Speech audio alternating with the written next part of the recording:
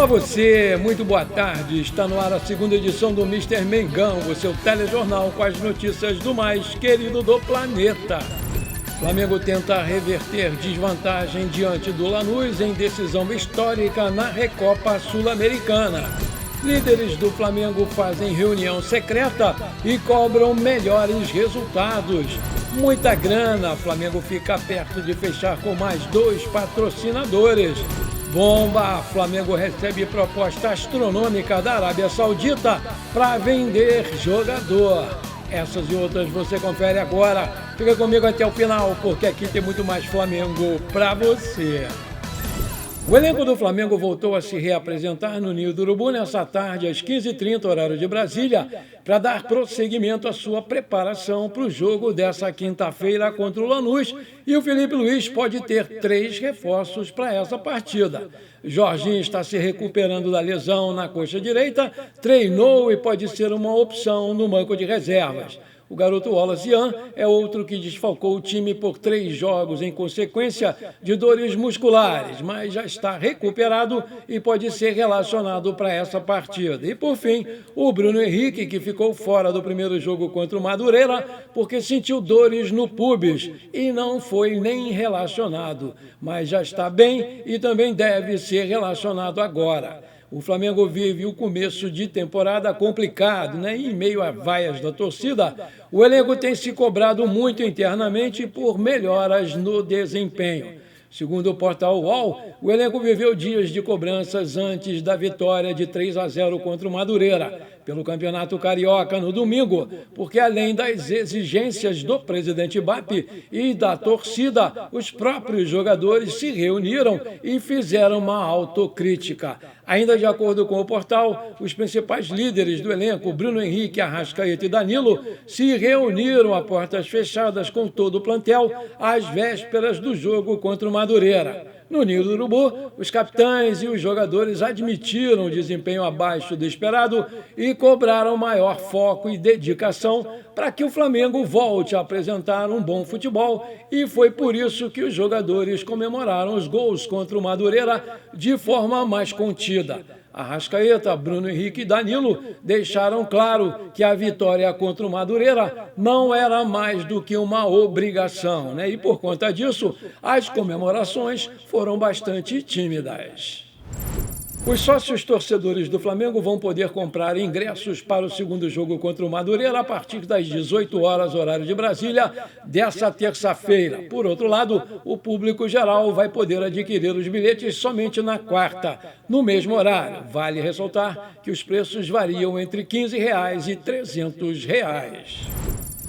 Se o Flamengo for campeão da Recopa na quinta-feira, vai ser bicampeão e vai se igualar ao São Paulo, ao Grêmio e ao Internacional, que também venceram a Copa 2 vezes. O São Paulo foi campeão em 93 e 94, o Internacional 2007 e 2011 e o Grêmio 1996 e 2018. O Flamengo foi campeão em 2020 em cima do Independente Del Valle, mas foi vice para os equatorianos em 2023, perdendo nos pênaltis.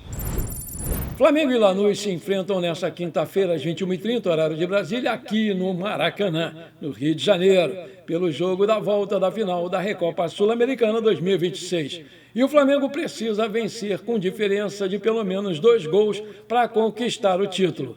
A Recopa coloca frente a frente o campeão da Libertadores 2025 e o campeão da Sul-Americana 2025. O Flamengo entra pressionado pela necessidade do resultado, mas jogando no Maracanã, a equipe aposta no apoio da torcida e na forma ofensiva para buscar a virada e evitar que a decisão vá para a prorrogação ou até mesmo para os pênaltis.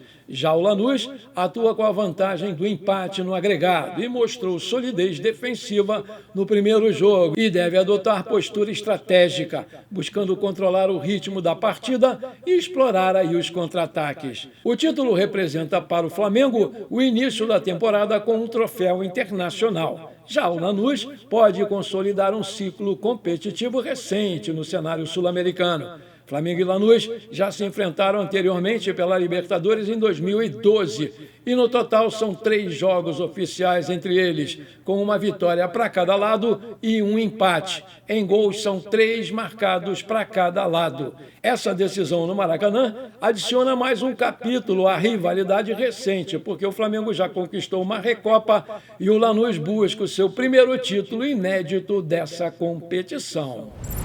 O Red Bull Bragantino esteve muito perto de anunciar a contratação do jovem Wallace Yan nessa janela de transferências, mas após o time paulista não conseguir chegar a um acordo com o Flamengo, as conversas foram encerradas. O CEO do clube, Diego Serri, detalhou o motivo que levou ao fim da negociação. Aspas, o Wallace Yan é um dos jogadores que eu fiz algum contato, que a gente mapeou, conversamos com o Flamengo, chegamos a colocar uma discussão sobre valores, mas infelizmente essa discussão não avançou.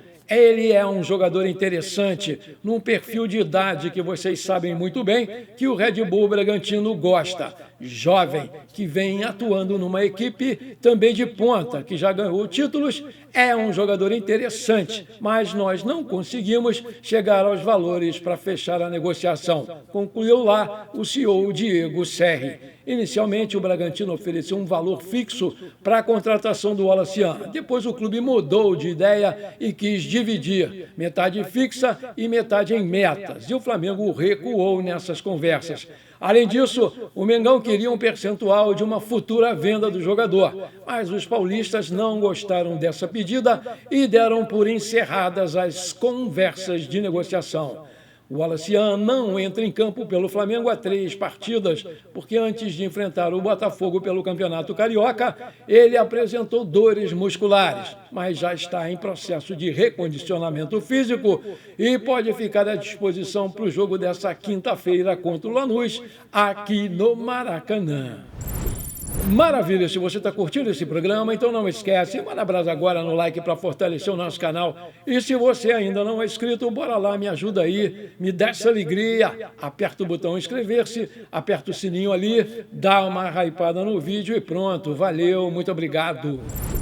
O Flamengo segue trabalhando para aumentar as suas receitas comerciais na temporada de 2026. O clube convocou uma reunião extraordinária do Conselho Deliberativo para apreciação e votação de 2 novos contratos de patrocínio. As marcas GAC Motor Brasil e a Demicon já têm acordos encaminhados com a diretoria do clube e dependem agora do aval dos sócios para oficializar a parceria e estampar as suas marcas no uniforme do mais querido.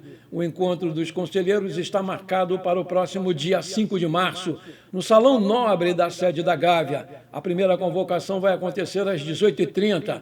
Embora os valores financeiros das negociações não tenham sido divulgados publicamente na convocação, os espaços de exposição e duração dos vínculos já foram previamente definidos.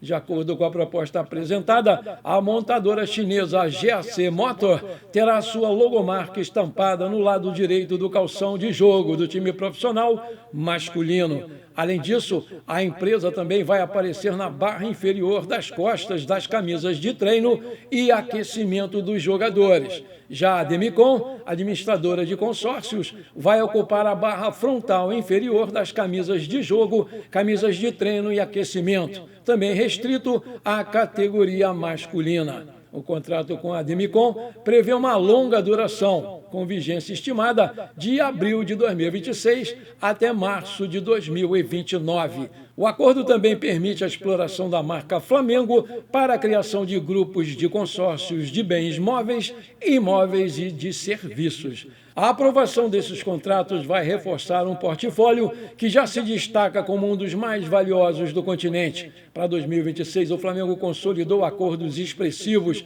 tendo a Betano como patrocinadora master em um contrato de 220 milhões anuais, que pode ultrapassar 268 milhões de reais mediante gatilhos de desempenho.